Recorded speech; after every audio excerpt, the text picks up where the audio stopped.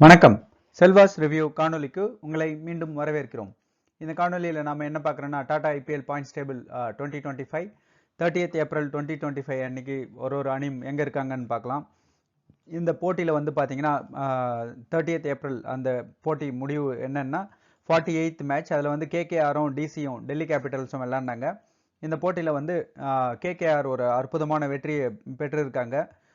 அதை பற்றின ரிவ்யூவையும் பார்க்கலாம் இந்த காணொலியில். அதே போல் சிஎஸ்கே வர்சஸ் பிபிகேஎஸ் அந்த போட்டியோட ப்ரிவியூவும் பார்க்கலாம். இந்த 3 செக்மெண்ட்டும் இந்த காணொலியில் பார்க்க போகிறோம்.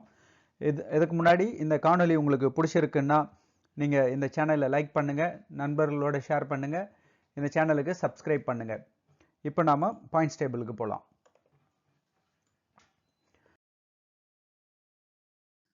ஸோ இதில் வந்து பார்த்தீங்கன்னா புள்ளிப்பட்டியலில் முதல் இடத்துல ஆர்சிபி இருக்காங்க. 10 போட்டிகள் விளையாடி 7 வெற்றி 3 தோல்விகள் 14 புள்ளிகளை பெற்று இருக்காங்க.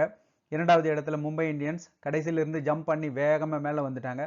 அவங்க 10 போட்டிகள் விளையாடி 6 வெற்றி 4 தோல்விகள் 12 புள்ளிகள் பெற்று இருக்காங்க. மூன்றாவது இடத்துல குஜராத் டைட்டன்ஸ் அவங்க வந்து 9 போட்டிகள் விளையாடி 6 வெற்றி 2 தோல்விகள் 12 புள்ளிகள் பெற்று இருக்காங்க. அதற்கு அடுத்து பார்த்தீங்கன்னா நான்காவது இடத்துல டெல்லி கேபிட்டல்ஸ் அவங்க வந்து 10 போட்டிகள் விளையாடி 6 வெற்றி 4 தோல்விகள் 12 புள்ளிகள் பெற்றிருக்காங்க. ஐந்தாவது இடத்துல பஞ்சாப் கிங்ஸ் 9 போட்டிகள் விளையாடி 5 வெற்றி 4 தோல்விகள் 11 புள்ளிகள் 3 தோல்விகள் ஒரு போட்டி வந்து வெற்றி தோல்வியின்றி முடிவடைந்தது மழையால். அதனால 11 புள்ளிகள் பெற்றிருக்காங்க. ஆறாவது இடத்துல எல்எஸ்ஜி 10 போட்டிகள் விளையாடி 5 வெற்றி 5 தோல்விகள் 10 புள்ளிகள் பெற்று 6வது இடத்துல இருக்காங்க. 7வது இடத்துல கேகேஆர் இருக்காங்க. அவங்க வந்து பார்த்தீங்கன்னா 10 போட்டிகள் விளையாடி 4 வெற்றி 5 தோல்விகள் ஒரு போட்டி வந்து புள்ளிகள் பகிர்ந்தளிக்கப்பட்டது. அதனால 9 புள்ளிகள் பெற்று இருக்காங்க 7வது இடத்துல. 8வது இடத்துல ராஜஸ்தான் ராயல்ஸ் 10 போட்டிகள் விளையாடி 3 வெற்றி 7 தோல்விகள் 6 புள்ளிகள் பெற்று இருக்காங்க.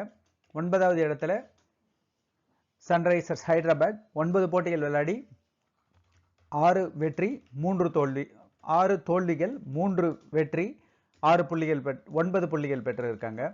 அதற்கு அடுத்து பார்த்தீங்கன்னா 10வது இடத்துல சென்னை சூப்பர் கிங்ஸ் 9 போட்டிகள் விளையாடி 7 தோல்விகள் 2 வெற்றி 4 புள்ளிகள் பெற்றிருக்காங்க.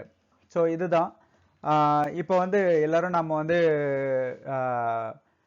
10 போட்டி விளையாடி 7 வெற்றி 3 தோல்விகள் அப்படின்ற மாதிரி இருக்கும்போது நம்ம 9 போட்டி விளையாடி ஆல்ரெடி 7 தோல்விகள் 2 வெற்றி மட்டுமே பெற்றிருக்கோம். இன்னைக்கு 3வது வெற்றி கிடைக்குதா என்ன அப்படின்றத பார்க்கலாம்.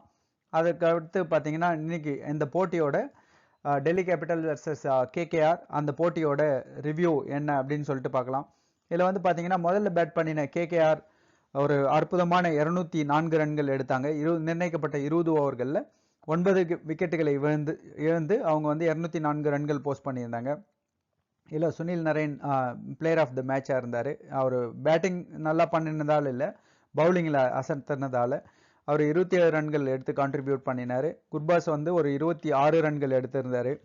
இதில் வந்து பார்த்தீங்கன்னா ரகுவம்சி வந்து பார்த்தீங்கன்னா ஒரு 44 ரன்கள். அதே போல் ரிங்கு சிங் கடந்த சீசனில் ஒரு சூப்பரான டிஸ்பிளே பண்ணினவர், அவர் ஒரு 36 ரன் எடுத்திருந்தார்.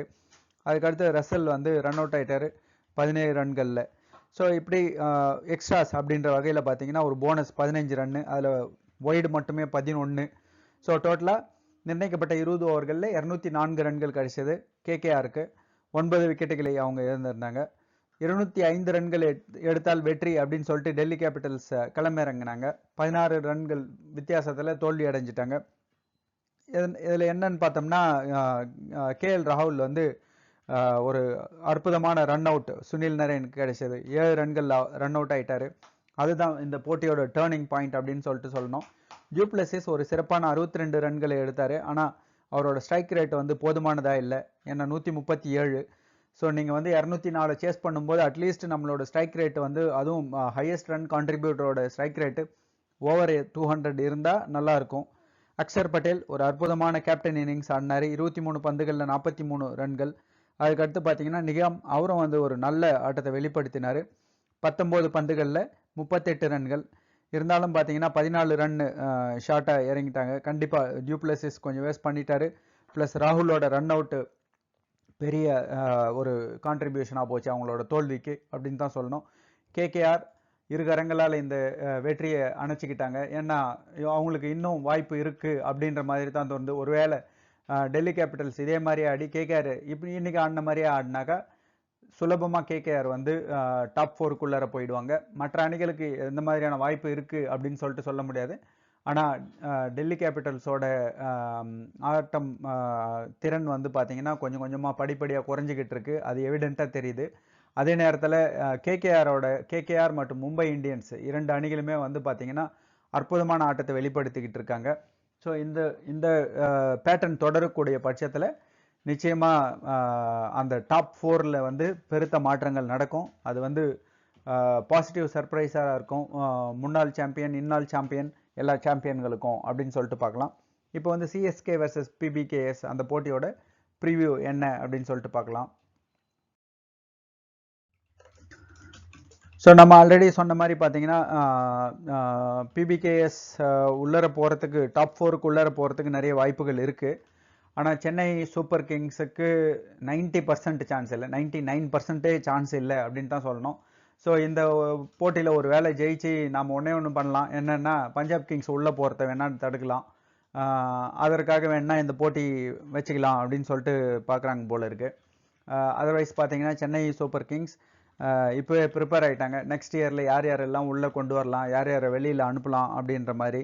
ஸோ அடுத்த வருஷத்துக்கு இப்போ ரெடி ஆகிட்டாங்க. உங்களுக்கு ஞாபகம் இருக்கும், ஷார்ஜாவில் இந்த கோவிடுக்கு நடுவில் ஒரு போட்டி நடந்தது, ஒரு சீசன் வச்சாங்க. அதில் வந்து பார்த்தீங்கன்னா இந்த கிரவுண்டுக்குள்ளார யாரும் ஆளுங்க இல்லாமல் விர்ச்சுவலாக விளையாடிக்கிட்டு இருந்தாங்க. அதில் வந்து நம்ம கடைசி இடத்துல 10வது இடத்துல தான் வந்தோம்னு நினைக்கிறேன், சென்னை சூப்பர் கிங்ஸ். அதுக்கு அடுத்த வருஷம் தான் வந்து சாம்பியன் ஆனோம். ஸோ அந்த இடத்த நோக்கி போய்கிட்டு இருக்கிறாங்கோ அப்படின்னு சொல்லிட்டு நம்ம பார்க்கலாம். ஸோ இருந்தாலும் பார்த்தீங்கன்னா போட்டி சென்னையில் விளாட்றாங்க, டிக்கெட்டே வேறு சேல்ஸ் ஆகலையாம், யார் யார் என்ன பண்ண போகிறாங்கன்னு தெரியல. பட் இருந்தாலும் பார்த்தீங்கன்னா சென்னை சூப்பர் கிங்ஸ் அப்படின்னும் போது Dhoni captain and wicket keeper, அவர் கடைசி சீசனாக இருக்கும் அப்படின்ற மாதிரி பேசிக்கிட்டு இருக்காங்க.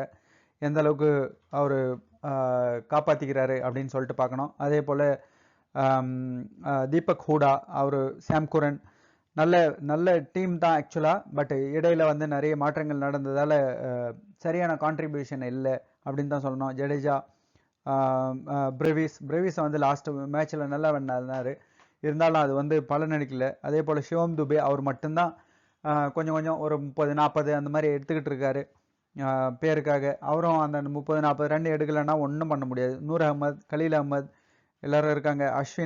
அஸ்வின் வந்து அவர் பிஸியாக இருக்கிறார் போலகுது மற்ற வேலைகளில்.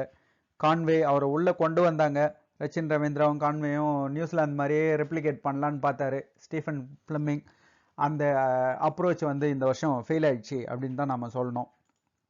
So all in all Chennai இன்னைக்கு வந்து ஜெயிச்சாங்கன்னா பிபிகேஎஸ் உள்ளே போகாது, அவ்வளோதான். சென்னை உள்ளே போகுமா போகாதா அப்படின்றத விட பிபிகேஎஸ்க்கு அவங்க காலை பிடிச்சி இழுக்கிற மாதிரி நாம அப்படின்னு தான் சொல்லணும். பிபிகேஎஸ் அணி தரப்பில் பார்த்தீங்கன்னா ஸ்ரேயஸ் ஐயர் நல்ல கேப்டன்ஷிப் போய்கிட்டு இருக்கு. ஜாஷ் இங்கிலீஷ் அவர் விக்கெட் கீப்பிங் சூப்பராக பண்ணிக்கிட்டு இருக்காரு. மேக்ஸ்வெல், இந்த மாதிரி ஒரு நல்ல ஒரு ஸ்ட்ராங் டீம். ஏன்னா ரிக்கி பாண்டிங் வந்து ஹெட் கோச்சாக இருக்கார், பிராட் அடின். ஸோ மினி ஆஸ்திரேலியாவே அங்கே இருக்குது அப்படின்னு சொல்லணும். ஸோ இது வந்து மோர் ஆஃப் என்னென்னா ஆஸ்திரேலியா வர்சஸ் நியூசிலாந்து அந்த மாதிரியான ஒரு போட்டியாக இருக்கும் அப்படின்னு சொல்லிட்டு பார்க்கலாம். முன்னாடி நடந்த ஆஸ்திரேலியா வர்சஸ் நியூசிலாந்தில் வந்து ஆஸ்திரேலியா ஜெயிச்சிட்டாங்க. இன்றைக்கி நடக்கிற ஆஸ்திரேலியா வர்சஸ் நியூசிலாந்தில் யார் வின் பண்ணுறாங்க அப்படின்னு சொல்லிட்டு சென்னை சேப்பாக்கத்தில் பார்க்கலாம்.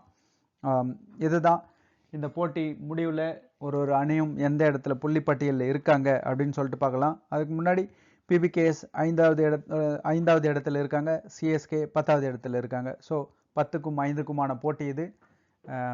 யார் ஜெயிக்கிறாங்க அப்படின்னு சொல்லிட்டு நாளைக்கு நம்ம அப்டேட் பண்ணலாம். காணொலியை கண்டதற்கு நன்றி, வணக்கம்.